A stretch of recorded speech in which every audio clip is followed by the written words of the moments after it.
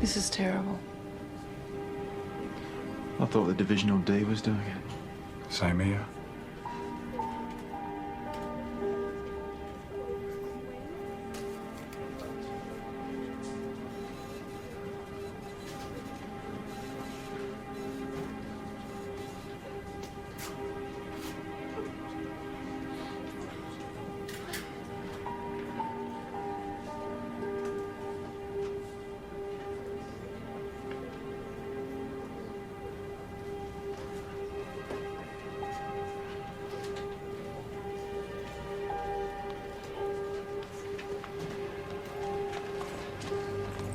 Good night, guys.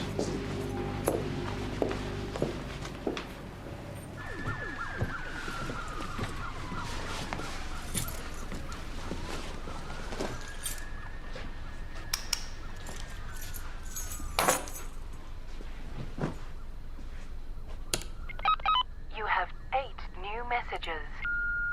Since you've asked to be given prior notice, it's me, Lorraine. I'm on my way over. We need to talk.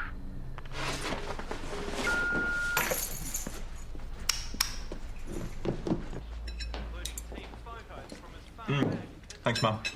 You staying over again tonight? I'm here now, might as well. I'll make up the bed. Again. Thanks, Mum.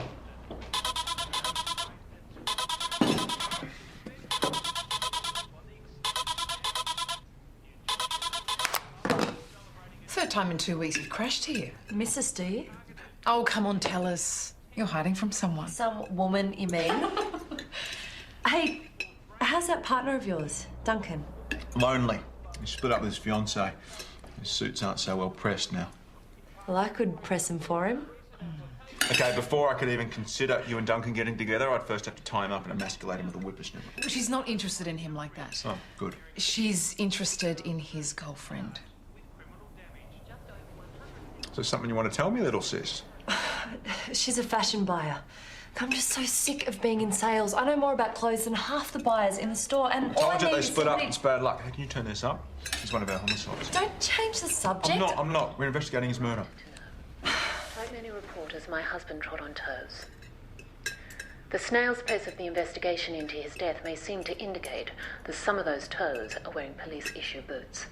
It's a well-known fact, for instance, that my husband had personal issues with one of the detectives investigating his death. Detective Senior Constable Simon Joyner assaulted my husband at his newspaper offices 2 years ago after he published an article about this woman. The detective's younger sister, a thief, arrested for shoplifting. Caroline Joyner was a Caroline.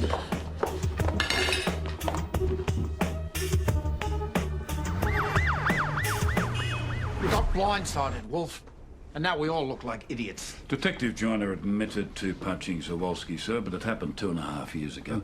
He wasn't even in the homicide squad. And that makes a difference because? Personally, I think he had every right to take exception. The man published a half-page picture of a 16-year-old girl charged with a minor offence. Oh, hang on. I'm missing something here, am I? Joyner wasn't a police officer at the time? Oh, he was what, a bouncer, a boxer, a bloody standover man? What? He was a bloody police officer. And he won't be one for much longer if I have anything to do with it. I think the association might have a few things to say about that, sir, with all due respect. You want to show me some respect, Wolf? Stop playing the party card and get your junior wild bunch out there doing their jobs. I want Charles Zawolski's murderer caught and locked up, or that media witch is going to make our lives a misery. Now bugger off out of here so I don't have to embarrass Bernice by reaming her out in front of a subordinate. He's right about the association, Bill. They'd be all over you like a rash. I'll buy some liniment. It's all history. He didn't even press charges after I thumped him because he knew he'd overstepped the mark. A crappy little blouse. That's all she took, you know? A 16-year-old girl makes a mistake. What kind of person publishes a photo like that? He's no white knight crusading reporter. The guy's a prick. A dead one. I don't like being blindsided, Simon. You can leave the investigation to the others for now. And do what, Sarge? Corro. Desk work till it goes away. Sarge? Anything on G and Braddock? No, nothing, Sarge. We've rang every car hire, called all their families. Sorry to interrupt. Some good news this time. Well, well, well. You look a little agitated, Mr. Braddock. Look, I'm scared. I know I lied, I'm sorry. It's only because... Look, I went to Jeremy's this morning to talk about everything, tell him we should come clean, and, well, I saw all the forensic people everywhere. He's dead, isn't he, Jeremy? He was found this morning. He'd been attacked. He was dead. Is there something you can tell us about that? Okay. After the reunion, we went back to the hotel suite. Zawalski, Jeremy Sands, Paul G. and yourself. That's right. I was lying on the bed. I was pretty drunk, but I saw Paul follow Charles into the bathroom. I can't say how much later, but I saw Paul come out. Oh, he was white as a sheet. He said Charles has been hurt. So, we go into the bathroom. Charles has hit his head on the side of the bath. There's blood. He's dead. He's actually dead. Go on, Mr. Braddock. Where you going? Get crime scene to the hotel suite. Hopefully the cleaners missed something. Good luck with that. So what did you do next? What happened? Well, the plan was, get him through the foyer, prop him up like he's drunk, put him in the back of Jeremy's car, take him out and dump him. But I couldn't do it. I chickened out. Well, there was too much at stake. I just couldn't do it. What do you mean, too much at stake? Share entitlements, cash payouts. You run a section, you do well, you're talking big money. Always comes down to the same bloody thing, the moolah. Simon, what are you doing? You know you're not meant to be in here. So, Mr. Braddock, apart from losing your money, what else are you scared of? I went to Paul's house this morning before I went to Jeremy's. Paul's gone. I couldn't raise him on his mobile. Then when I went to Jeremy's, I saw all those forensics everywhere. I started thinking, what if it wasn't an accident in the bathroom? What if Paul and Charles had a fight? Paul's a fierce competitor. I think Paul killed Jeremy, and I'm scared that I'll be next.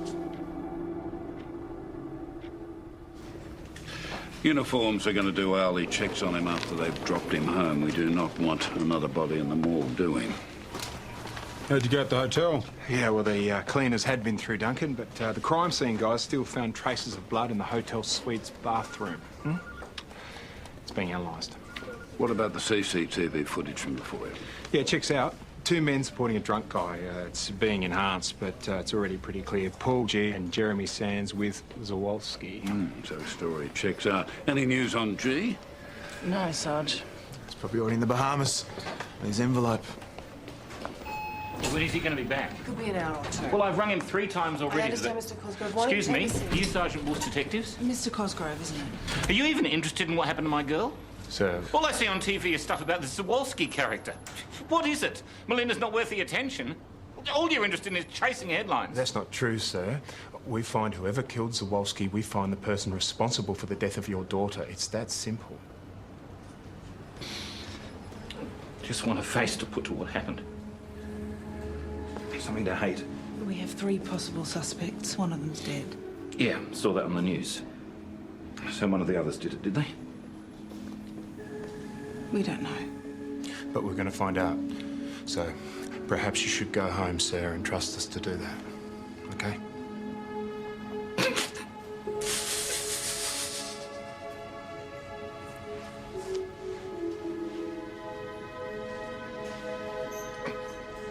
Sorry. I'm sorry.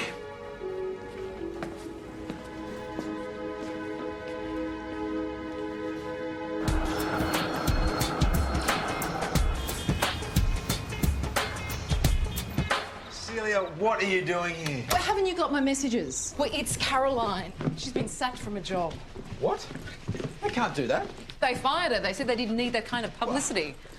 Well, can't Robert do something? He's a lawyer. What? You want my husband to fix up your mess? You fix it up, Simon. What's the point of being a copper if you can't fix these things up? There's nothing I can do. I've got enough on my plate. And not just at work. Yeah, I thought as much. Why are you spending so much time over at Mum's? No, come on, Si. What is going on?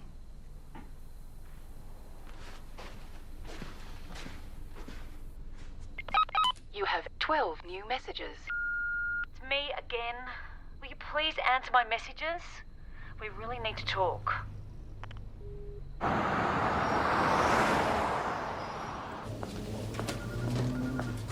Sarge?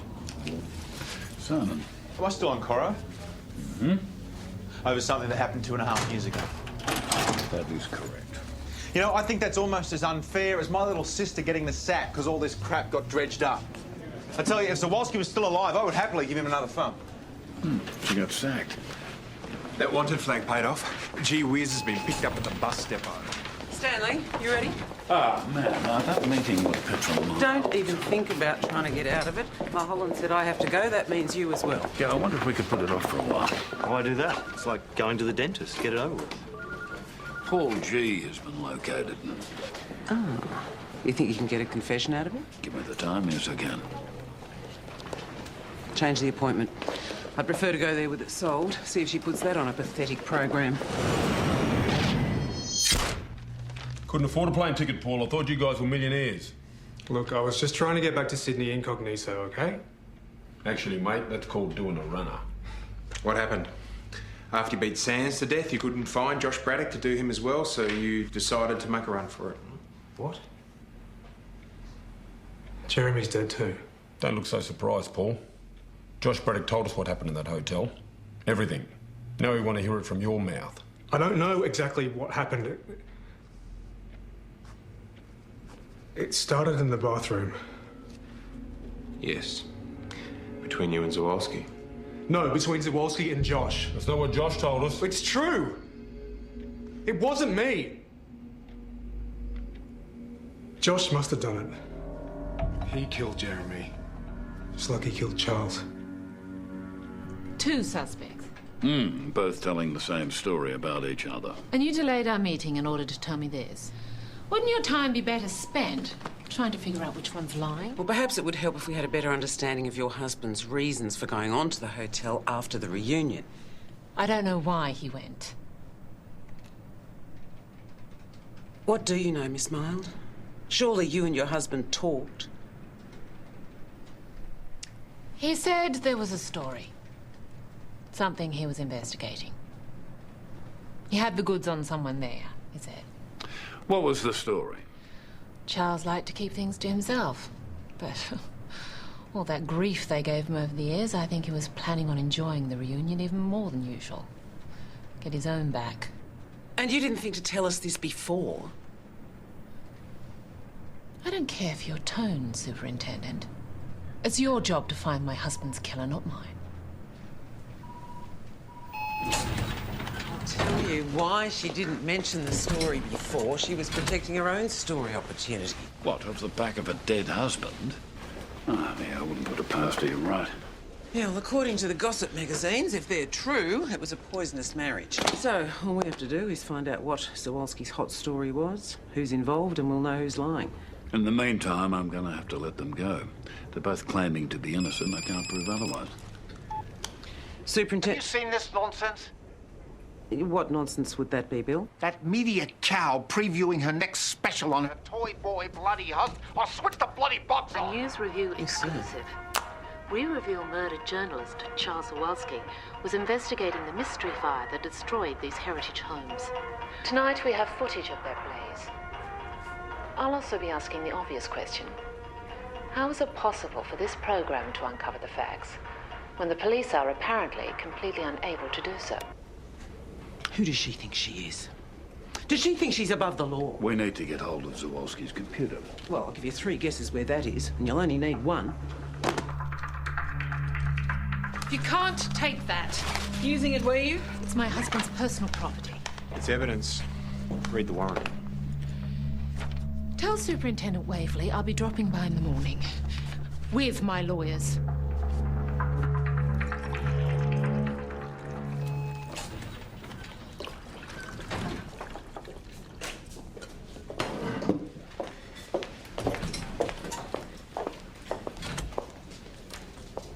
Let's get right to the point.